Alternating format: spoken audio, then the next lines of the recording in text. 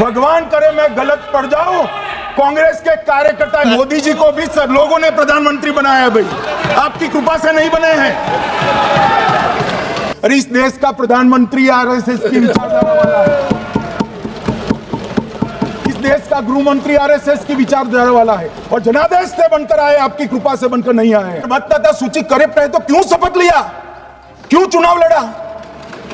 आप बताइए देश की जनता को। जज के खिलाफ इंपीचमेंट लेकर आते हैं, अपनी वोट बैंक को एड्रेस करने के लिए इंपीचमेंट लेकर आते हैं। माननीय 2009 का चुनाव हुआ, पूरा ईवीएम से हुआ, ये जीत गए, चुप्पी साध ली। 2014 में सब हम जीते तो कौ कौ कौ कौ कौ कौ कौ कौ कौ कौ चालू कर दी। 1969 में देश का राष्ट्रपति का चुनाव हुआ, 1969 में इंदिरा जी अपनी पार्टी के अंदर ही संघर्ष करती थी। पार्लियामेंट्री बोर्ड ने राष्ट्रपति के चुनाव के प्रतिनिधि के रूप में कांग्रेस पार्टी का अधिकृत उम्मीदवार बनाया श्री संजीव रेड्डी को, और इंदिरा जी ने प्रधानमंत्री रहते हुए, यार कांग्रेस पार्टी तुझे टिकट तो देती नहीं है मान्यवर, बनाया तो लोकतंत्र ने बनाया, तो जो उस समय का केस था वो बताया है, आगे का तो मोदी जी को भी सब लोगों ने प्रधानमंत्री बनाया है भाई, आपकी कृपा से नहीं बने हैं। मान्यवर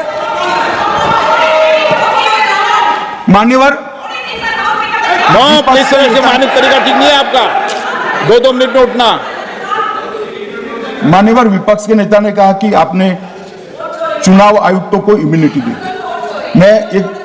इनका आरोप सत्य नहीं है, मैं इसकी बात बाद में करता हूं, परंतु हमने तो चलो मानो चुनाव आयुक्त को इम्यूनिटी दी, श्रीमती गांधी ने तो अपने आप को इम्यूनिटी दी थी। और फिर जब ये संवैधानिक सुधार के वायरस चैलेंज हुए तो वो केस जीतने के लिए 2, 3 और 4 नंबर के सर्वोच्च न्यायालय के जज को बाईपास कर चौथे नंबर के जज को चीफ जस्टिस बनाया और वहां केस भी जीत लिया। और मान्यवर ये तो इतिहास है, कौन झुठला सकता है? इनको कोई पढ़ाता नहीं है इतिहास, ये तो इतिहास है, सर्वोच्च अदालत और संसद के रिकॉर्ड में रखा हुआ इतिहास है। इसके खिलाफ लल्लन सिंह जैसे कितने लोग पूरा जीवन लड़े बिहार में, इमरजेंसी के खिलाफ जेल में गए, लाखों लोग गए। और तीसरी वोट चोरी कहना चाहता हूं, तीसरी वोट चोरी का प्रकार मैंने बताया था कि योग्यता नहीं है और मतदाता बन जाना। अभी एक वाद पहुंचा है, वाद मतलब डिस्प्यूट पहुंचा है दिल्ली की सिविल अदालत में। उसमें डिस्प्यूट ये है कि सोनिया गांधी जी इस देश की नागरिक बनने से पहले मतदाता बने।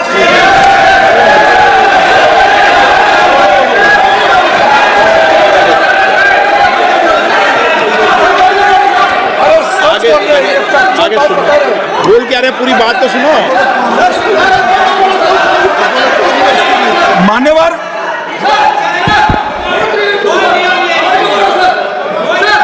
मान्यवर मैंने इतना ही कहा है कि अदालत में केस चल रहा है जो फैक्चुअल है।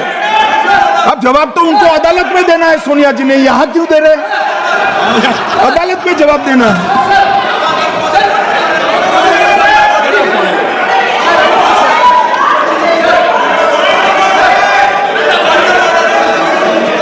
बीच के भाषण में पॉइंट ऑफ ऑर्डर नहीं होता। नहीं है सर, मुझे याद है जो माननीय सदस्य नहीं है, ये 352 ये रहा, 352 टेबल पे रहता है, मुझे वहां याद है 352। Home Minister is speaking about an issue which is pending in a court. Actually, what happened, sir? Rosavalli court, some legal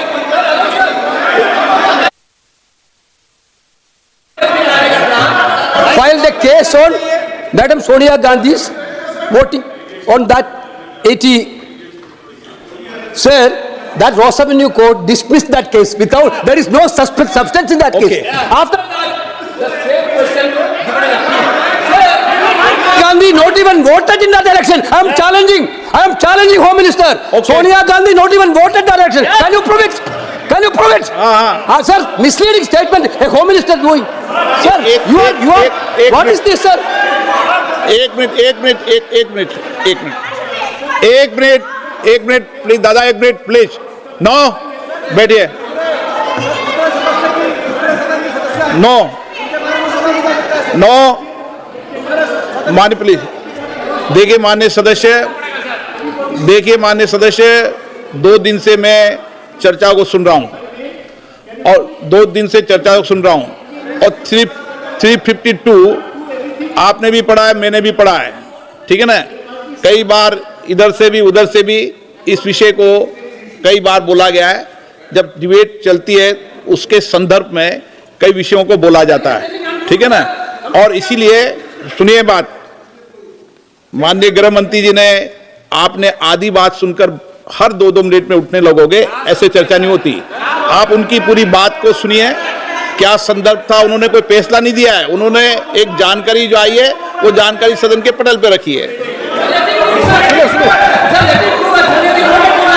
अब मुझे सुनिए तो, अब आपने एक मुद्दा खड़ा किया, मुझे जवाब तो देने दीजिए। मान्यवर, मैंने कुछ ऐसा नहीं कहा, मैंने सिर्फ इतना कहा है कि एक वाद दायर हुआ है दिल्ली की अदालत में, मैंने कोई कंक्लूजन नहीं कहा। मैंने कहा कंक्लूजन का, मैंने कोई कंक्लूजन नहीं कहा। कंक्लूजन तो जब उनका नोटिस का जवाब वो दे देगी तब अदालत देगी, तब फिर से बताऊंगा मैं। मगर अभी तो मैंने सिर्फ इतना कहा है कि वहां एक केस रजिस्टर हुआ है जिसमें श्रीमती गांधी को नोटिस इश्यू किया है। इसमें इतने लाल पीले होने की जरूरत क्या है? मान्यवर, हम सबका साझा दायित्व है, हम भी विपक्ष में बैठे हैं। हम चुनाव जितने जीते हैं इससे ज्यादा हारे हैं। हम लोगों का तो एक प्रकार से पौना जिंदगी ही विपक्ष में ही चला गया, चाहे राज्य हो या केंद्र हो। कई चुनाव हमारे, हमने चुनाव आयुक्त और चुनाव आयोग पर कभी आरोप नहीं लगाया। एक नया पैटर्न खड़ा हुआ, एक नया पैटर्न। मैं पूरा वाक्य नहीं बताना चाहता। श्रीमती ममता बनर्जी ने चुनाव आयोग पर आरोप लगाए, स्टालिन जी ने लगाए, बीडी सतीशन जी ने लगाए, श्री राहुल गांधी ने लगाए, मल्लिकार्जुन खड़गे जी ने लगाए, तेजस्वी यादव जी ने लगाए, अखिलेश यादव जी ने लगाए, वी शिवन कुट्टी ने लगाए, हेमंत सोरेन जी ने लगाए, भगवंत मान जी ने लगाए।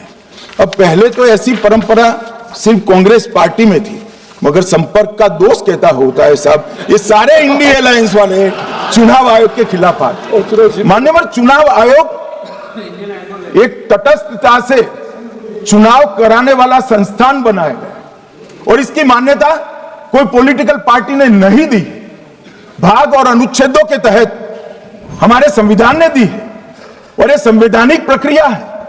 इस संवैधानिक प्रक्रिया पर सवाल खड़े कर अनर्गल आरोप कर आप पूरे चुनाव आयोग की एक प्रकार से पूरे दुनिया में इसकी छवि को धूमिल करने का काम कर रहे हैं। आपको लगता है कि आप सरकार की छवि धूमिल करें? ना जी, आप पूरी दुनिया में भारत के लोकतंत्र की छवि को धूमिल।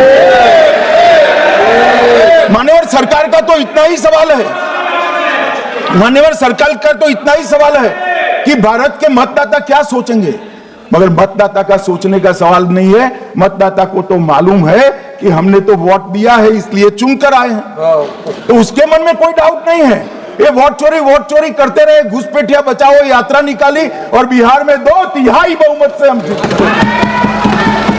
मान्यवर, ये जो नई परंपरा शुरू हुई कि देश के अंदर चुनाव न जीते तो चुनाव आयोग को बदनाम करो, चुनाव प्रक्रिया को बदनाम करो, मतदाता सूची को बदनाम करो, ये हमारे लोकतंत्र का भला नहीं करेगी। यही आयुक्त के, यही सरकार के होते हुए आप कई चुनाव जीते, हम कुछ नहीं बोले, हम पार्टी में बैठकर इसकी मीमांसा की, मगर ये लोग चुनाव आयोग पर। प्लीज नो, आप बैठिए, ठीक है बैठिए। माननीय सदस्य प्लीज प्लीज। मान्यवर, मैं थोड़ी स्पष्टता के लिए आंकड़ा देना चाहता हूं। मई 14 में श्रीमान नरेंद्र मोदी इस देश के प्रधानमंत्री बने, तब से उनको आपत्ति है। तो एनडीए क्या क्या जीती? 3 लोकसभा चुनाव हम जीते, 41 राज्यों के विधानसभा चुनाव जीते, तो हम 44 विधानसभा टोटल चुनाव जीते हैं 2024 से 25 तक। मगर वो भी 30 चुनाव जीते हैं अलग अलग विधानसभा में, 30 जगह पे अगर मतदाता सूची करेक्ट है तो क्यों शपथ लिया, क्यों चुनाव लड़ा? आप बताइए देश की जनता को। आप लोग यहाँ कैसे पहुंचे? श्री राहुल गांधी जहां से चुनकर आए थे, वो वायनाड की मतदाता सूची में भी मेरी पार्टी ने प्रेस कॉन्फ्रेंस कर इसी प्रकार की डिस्क्रिपेंसी को बताया है। इसका जवाब नहीं देते। हमने अमेठी का भी बताया है, इसका जवाब नहीं देते हैं। मान्यवर, ये चुनाव की मतदाता सूची में जो थोड़ी बहुत गलतियां हैं, उसको वो लोग मुद्दा बनाते हैं चुनाव हारने का। चुनाव हारने का कारण है नहीं, मैं अंत में बताऊंगा क्यों हारते हो चुनाव, मैं बताऊंगा मान्यवर। परंतु फिर भी चलो मान ले कि मतदाता सूची ठीक नहीं है, तो गहन पुनर्निरीक्षण का मतलब ही यह है कि मतदाता सूची को सुधारने की प्रक्रिया। अब इसमें आपके बीएलए सहयोग नहीं करते हैं, आप उसका बहिष्कार का ऐलान करते हो, आपकी राज्य सरकारें जहां है वो मदद कम करती है, तो कैसे मतदाता सूची का शुद्धिकरण होगा? जो आपकी डिमांड है वो ही चुनाव आयोग कर रहा है। आपकी डिमांड है कि मतदाता सूची ठीक हो, वो चुनाव आयोग कर रहा है। मगर हुआ क्या है मान्यवर मालूम है? इनको अब अगर प्रेस में कोई पत्रकार उनको पसंद ना आए ऐसा सवाल पूछते हैं तो तुम बीजेपी के एजेंट हो ऐसा कहते हैं। मान्यवर, सवाल जो भी हो उसको लेना चाहिए। मान्यवर, पत्रकार कभी बीजेपी का एजेंट नहीं होता है। मगर आप अगर ऐसा मानते हो कि लोकतंत्र में आपको पसंद आए ऐसे ही सवाल पत्रकार पूछे, तो ये नहीं हो सकता। इमरजेंसी नहीं है भाई, इमरजेंसी नहीं है। मान्यवर, एक प्रेस में कोई सवाल पूछता है तो कहते हैं बीजेपी के एजेंट को, केस हारते हैं तो जज पर आरोप कर देते हैं, चुनाव हारते हैं तो ईवीएम पर आरोप करते हैं, ईवीएम की दलील अब गले नहीं उतरती तो वोट चोरी का मुद्दा लेकर आए, वोट चोरी का मुद्दा लेकर पूरे बिहार में यात्रा निकाली, फिर भी हार गए। अब हारने का कारण आपका नेतृत्व है, ये हारने का कारण ईवीएम और मतदाता सूची नहीं। और अगर ये मानते हैं मान्यवर, अगर ये मानते हैं कि इनको कोई पूछने वाला नहीं है, भगवान करे मैं गलत पड़ जाऊं, कांग्रेस के कार्यकर्ता इनका हिसाब मांगेंगे। एक दिन कांग्रेस के कार्यकर्ता इनका हिसाब मांगेंगे कि इतने चुनाव कैसे हार गए। मान्यवर, कोई जज आजादी के इतने साल में नहीं हुआ है मान्यवर कि कोई जज एक जजमेंट दे तो जज के खिलाफ इंपीचमेंट लेकर आते हैं। अपनी वोट बैंक को एड्रेस करने के लिए इंपीचमेंट लेकर आते हैं मान्यवर।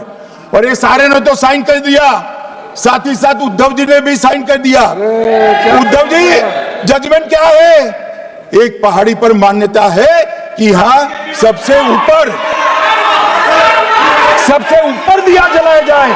मान्यवर, एक वोट बैंक को संभालने के लिए एक हाईकोर्ट के जज के सामने इंपीचमेंट लेकर आए हैं। देश की जनता उनको मदद नहीं करे।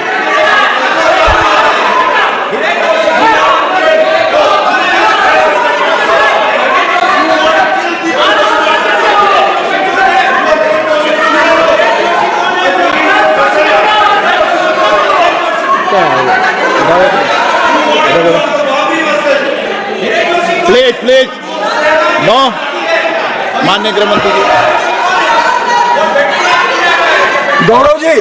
गौरव जी बैठ जाइए, नया मुद्दा शुरू हो रहा है। प्लीज, अरे भैया प्लीज मेरी बात सुनो ना। माननीय गृह मंत्री जी, माननीय गृह मंत्री जी, माननीय गृह मंत्री जी, नया मुद्दा शुरू हो रहा है, फिर से खड़ा होगा होना। आप बैठ जाइए प्लीज। नो,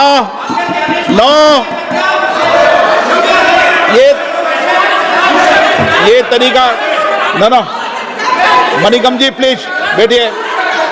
नो, ये तरीका ठीक नहीं है। प्लीज बैठे। आपको ज्यादा समस्या है क्या हर 2 मिनट में खड़े होने की? हर 2 मिनट में खड़े होने की समस्या है क्या आपको लोगों? बैठिए, ऐसे नहीं चलेगा। मान्यवर, 2014 के बाद अरे दादा ये भी बैठ गया, बैठ जाओ।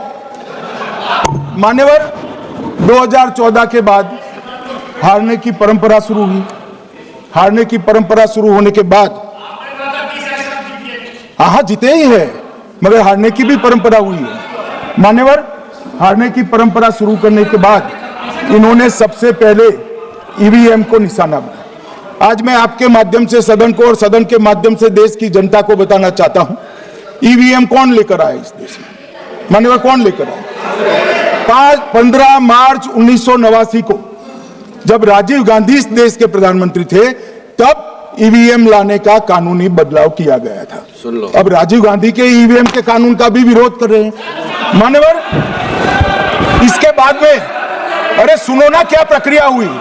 इसके बाद में ईवीएम के खिलाफ किसने याचिका करी? इस देश की सर्वोच्च न्यायालय के 5 जजों ने बैठकर ईवीएम के कानूनी बदलाव को 2002 में उचित ठहराया। माने राजीव गांधी को भी नहीं मानते, सर्वोच्च अदालत को भी नहीं मानते हैं। फिर 98 में मध्य प्रदेश, राजस्थान और दिल्ली, इसमें सिर्फ 16 विधानसभाओं में इसका ट्रायल लिया गया। कितना केयरफुल है ये भी बताता हूं। हुडा बैठो, ये भी कितना केयरफुली चुनाव आयोग आगे बढ़ा है। मध्य प्रदेश, राजस्थान और दिल्ली, ये राज्यों की सिर्फ 16 विधानसभा में इसका ट्रायल लिया गया।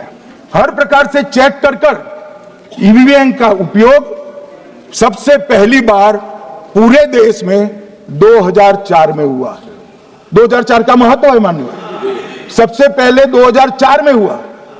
पूरे लोकसभा चुनाव हमारे समय में ईवीएम का उपयोग हुआ। लाए राजीव गांधी, वहां से लेकर 2004 तक। और 2004 के चुनाव में कौन जीता भाई? वो जीत गए।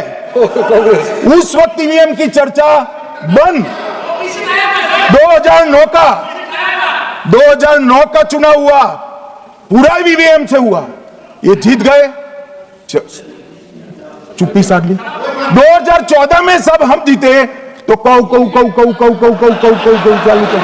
वो सरकार में थे। मान्यवर, ये क्या है? जब कानून आप लाए, मशीन आपने इंट्रोड्यूस किया, चुनाव आप पहले जीते मशीन से, दूसरा चुनाव जीते, मौत से 10 साल राज किया और हार गए तो फिर रोते हैं। मान्यवर, देश की जनता मानती है इसको। और दूसरी बात, जब चुनाव आयोग को भी लगा कि सच्चे झूठे आरोप होते हैं, तो इस पर रिसर्च की एक प्रक्रिया हुई। मान्यवर, 5 साल रिसर्च के बाद वीवीपीएटी की इंट्रोडक्शन हुआ। ये वीवीपीएटी क्या है? मैं जब वोट दबाता हूं तो समझ गए दादा, धन्यवाद। मान्यवर, मैं जब वोट दबाता हूं तो मैंने कमल के निशान पर वोट दबाया, तो पास में एक पर्ची निकलती है कि आपका वोट कमल के निशान पर रजिस्टर हो गया है। फिर भी आरोप हुए कि पर्ची और ये 2 अलग होते। तो चुनाव आयोग ने निर्णय किया कि 5% ईवीएम और वीवीपैट के परिणाम कंपेयर होंगे। तो मशीन खुला, इसमें 396 वोट मिले, तो वीवीपैट में कितने वोट मिले, तो 396 है या नहीं है, ये 5% मशीनों में मिलता है। मान्यवर, मैं आंकड़े लेकर आया हूं चुनाव आयोग को पूछकर आज कि कितने वीवीपैट और मशीन का मिलान नहीं हुआ। आज तक 16,000 मशीन और वीवीपैट का मिलान हुआ है, एक भी वोट का बदलाव नहीं। और ये जब मतगणना होती है तब उनके पोलिंग एजेंट बैठते हैं मान्यवर, परिणाम पर वो साइन करते हैं, दोनों प्रकार के, मशीन के और वीवीपीएटी के परिणाम पर भी साइन करते हैं मान्यवर। और ये इस पर आरोप लगा रहे हैं मान्यवर। अब ये कह रहे हैं कि उस वक्त वाईफाई नहीं थी। सबसे पहली बात, 2004 में वाईफाई आ चुकी थी, मगर फिर भी चलो मान लो, आरोप लगाते गए। ईसीआई ने 2009 में एक छेड़छाड़ के आरोप पर भाग लेने के लिए 10 राज्यों में 100 ईवीएम लगाई गई। सब लोगों ने प्रयास किया, 2009 में कोई छेड़छाड़ नहीं कर पाया।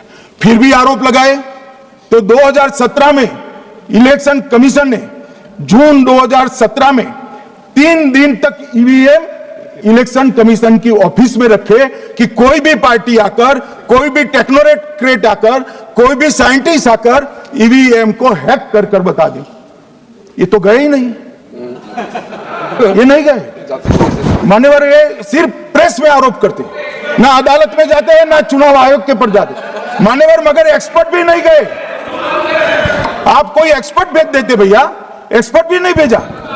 और मान्यवर 2017 में फिर चुनाव आयोग इस निर्णय पर पहुंचा कि आने वाले सब चुनाव ईवीएम से होते हैं। अब चुनाव आयोग ने तो निर्णय कर दिया, मगर मैं भी साहब थोड़ा ज्यादा सोचता हूं। तो मैंने सोचा ये चुनाव आयोग कहता है कुछ नहीं हो रहा है, कुछ नहीं हो रहा है, तो ये लोग आरोप क्यों लगा?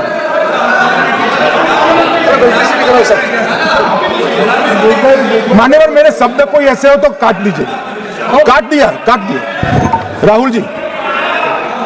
मान्यवर मैंने सोचा कि भाई कुछ गलती नहीं है, मान्यवर कोई गलती नहीं है, तो ये लोग विरोध क्यों कर रहे हैं?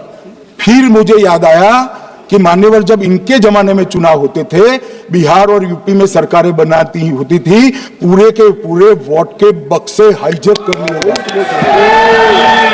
ईवीएम आने से ये बंद हो गया, ईवीएम आने से बंद हो गया। और मान्यवर चुनाव की चोरी बंद हुई है, इसलिए पेट में दर्द हो रहा है। ईवीएम का दोष नहीं है, चुनाव जीतने का तरीका जनादेश नहीं था, करप्ट प्रैक्टिसेस थी, इसके कारण चुनाव जीतते थे। अब आज ये पूरे एक्सपोज हो चुके हैं। जब जनादेश पर चुनाव होता है तो आप जीत सकते हो, जीतो, स्वागत है उसका, मगर जब हारते हो तो अन्य कारण बताना, जैसे पहले मैंने कहा ऐसा बताना, ये ठीक नहीं है। मान्यवर कल मैंने लीडर ऑपोजिशन का भाषण स्वयं यहां बैठकर सुना है। पूरा भाषण उनका धागों में उलझ गया, थ्रेड्स में उलझ गया। मान्यवर ये कहते हैं पीएम का शेड्यूल देखकर चुनाव आयोग चुनाव तय करता है। मेरा सभी सांसद महोदय से करबद्ध निवेदन है कि चुनाव होने के पहले के 1 महीने पीएम का शेड्यूल, और पीएम को लगभग 24 और 16 कितना होता है, 40 महीना हो गया। इसमें से किसी भी 1 महीने का शेड्यूल दिखाओ। पीएम की गति ही इतनी है, कोई भी महीना उठाओगे तो इतने ही प्रवास करते हैं। मानवर इसको चुनाव का कोई लेन देन नहीं है। हमारे प्रधानमंत्री जनसंपर्क में आजादी के बाद सबसे ज्यादा प्रवास करने वाला प्रधानमंत्री। और मैं जानता हूं साहब, मैं जानता हूं नरेंद्र मोदी जी को 2001 से मैं बता सकता हूं, एक भी दिन की छुट्टी नहीं, एक भी वैकेशन नहीं, लगातार जनता का काम करना। मैंने कभी नहीं देखा उनको वैकेशन में। कई बार इनका अनुकरण करने का प्रयास करते हैं तो बीपी बढ़ जाता है इतना, ये फिर उठ जाएंगे फिर। मान्यवर ये पूरी चर्चा चुनाव सुधार पर थी। मैंने आज ये भी जांच करा, सुनो ना, जरा धैर्य रखो भाई। मान्यवर मैंने आज सुबह चुनाव आयोग के वहां जांच कराई। जांच मतलब कोई गोपनीय चीज नहीं पूछी है, आप इसका इशू मत बने। मैंने ये पूछा कि चुनाव सुधार के लिए मई 2014 के बाद कौन सी पार्टी से कितने आवेदन आपको मिले, क्योंकि चुनाव सुधार जो करना है इसकी प्रक्रिया क्या है। मान्यवर चुनाव सुधार सभी राजनीतिक दलों के साथ चर्चा कर चुनाव आयोग भारत सरकार के विधि मंत्रालय को भेजता है और विधि मंत्रालय इसका कानून बनाकर संसद के सामने रखता है। ये प्रक्रिया है। तो मैंने सोचा कि इतना बड़ा हो हल्ला हुआ तो ढेर सारे चुनाव सुधार कांग्रेस पार्टी ने दिए होंगे, तो मैं जरा उसका पूछा कर दूं, लगे हाथ तो इसकी भी बात कर लूं, इसमें गोपनीय क्या है। तो मैंने पूछा तो साहब मुझे एक रहस्य मालूम पड़ा कि आज तक मई 2014 से चुनाव आयोग को एक भी चुनाव सुधार का सुझाव कांग्रेस पार्टी से नहीं। मान्यवर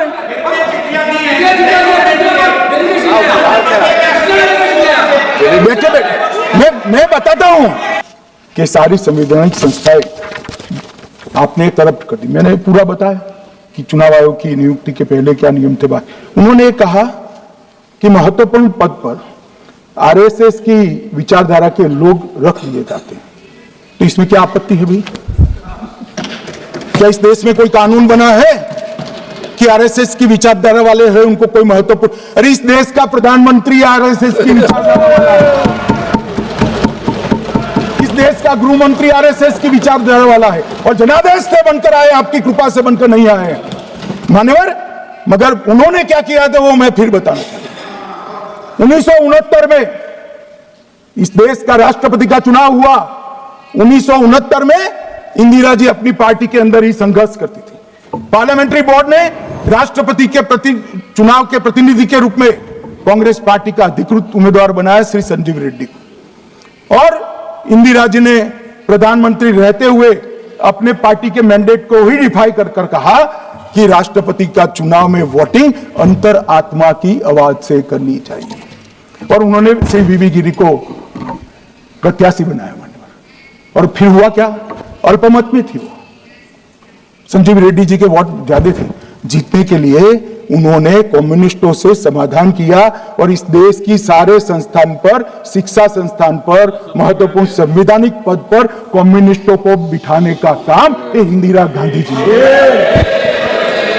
और वहीं से इस देश के विमर्श को बदलने का काम किया है, वहीं से किया है।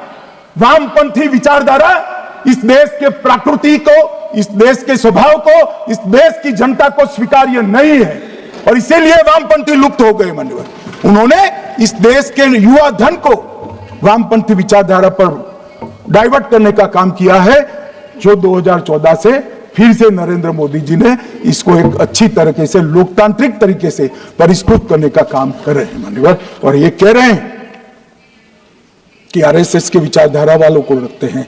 कोई ऐसा कानून नहीं है मान्यवर कि आरएसएस की विचारधारा वाला व्यक्ति कोई, आरएसएस की विचारधारा क्या? देश के लिए मरना ही आरएसएस की विचारधारा। देश को समृद्धि के परम शिखर पर ले जाना ही आरएसएस की विचारधारा है।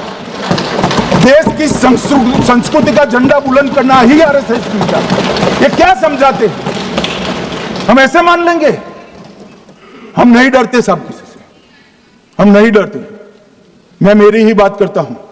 मैं तो 10 साल का था और नारे लगाता था, आसाम की गलियां सुनी है, इंदिरा गांधी खूनी है। हम तो वहां से लड़ते लड़ते आए हैं, हम नहीं डरते मान्यवर। और मान्यवर, इन्होंने कहा कि वोट चोरी से जीतते हैं, वोट चोरी से नहीं जीते हैं। आपने सर्जिकल स्ट्राइक का विरोध किया, इसलिए हम जीते। आपने एयर स्ट्राइक का विरोध किया, इसलिए जीते हैं। आपने 370 हटाने का विरोध किया, इसलिए जीते हैं। आपने राम मंदिर बनाने का विरोध किया, इसलिए जीते हैं। आपने घुसपैठियों को हटाने का विरोध किया, इसलिए जीते हैं। आपने सीएए का विरोध किया, इसलिए हम जीते हैं। आपने ट्रिपल तलाक हटाने का विरोध किया, इसलिए जीते हैं। और आप 1 नेशन 1 इलेक्शन का विरोध कर रहे हो, इसलिए हम फिर से जीते हैं। माने 60 करोड़ गरीबों के घर में इस देश के प्रधानमंत्री जी ने घर पहुंचाया, गैस पहुंचाया, पानी पहुंचाया, शौचालय पहुंचाया, 5 किलो अनाज मुफ्त पहुंचाया, और 5 लाख तक की दवाइयां मुफ्त कर दी। क्या समझते हैं कि वोट चोरी कर कर जीते हैं? इस देश के इंफ्रास्ट्रक्चर को 40 साल देख लीजिए, और हमारे 11 साल देख लीजिए, इंफ्रास्ट्रक्चर को 3 गुना बढ़ाने का काम हमारे प्रधानमंत्री नरेंद्र मोदी, और इसलिए जनता हमें जिताती है। और मैं तो अभी भी कहना चाहता हूं, चले गए हैं मान्यवर, मैं अभी भी कहना चाहता हूं, यार कांग्रेस पार्टी तुझे टिकट तो देती नहीं है मान्यवर। मैं अभी भी कहना चाहता हूं, एसआईआर का विरोध करोगे तो बिहार की जगह बंगाल और तमिलनाडु में भी साफ मान्यवर। इस 140 करोड़ की जनता का जनादेश ईश्वर का आदेश होता है। हमारे यहां तो कहते हैं ना कि जनता ही जनार्दन है, तो जनता का फैसला श्री कृष्ण का फैसला होता है, जनार्दन का फैसला। और वो जनता के फैसले को ये लोग वोट चोरी इस तरह की भाषा का प्रयोग करते हैं। जनता देख रही है, जनता आंख मूंद कर नहीं बैठी।